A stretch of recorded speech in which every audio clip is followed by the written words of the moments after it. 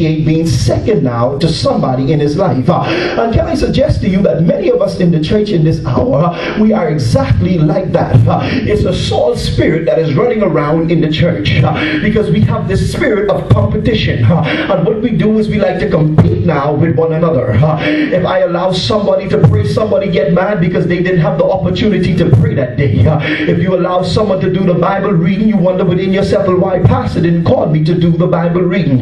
We have the spirit of contest that is going on in the church, and it is an error spirit. God didn't call you to compete with anybody. God called you to complete the mission and the assignment. And it's not until the church begin to realize that we got to stop competing and start completing, that's when we're going to come into the real manifestation of everything that God has called us to be. Saul is already messed up. He's already jacked up.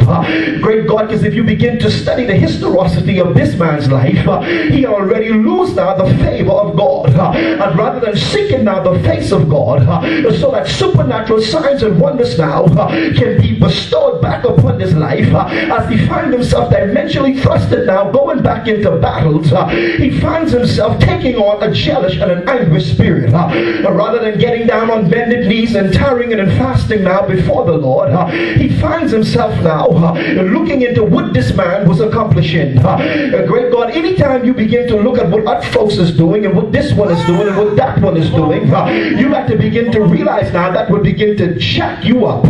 You got to begin to focus on what God has placed on your table. You can't mind pastor wearing a badge suit. You got to make up in your mind, one day I won't be able to go to Suit City myself, and I won't be able to floss like I'm the boss and pay at any cost. You got to make up in your mind, I'm not concerned about the Mercedes-Benz that she's about to get. I'm only concerned about what God now is getting ready to bring to me. Because if he blesses her, then there's a possibility that he can begin to bless me.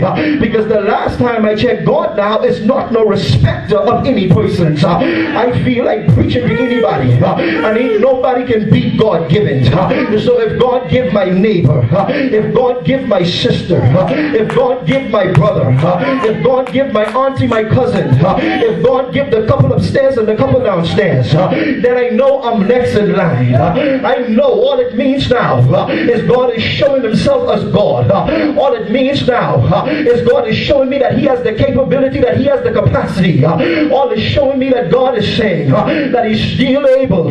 He was able with them, and he will be able with me. You got to make up in your mind, I'm not going to pay attention to anybody. I'm not going to pay attention to anything. I'm glad you got a business. I'm glad God is stretching you. I'm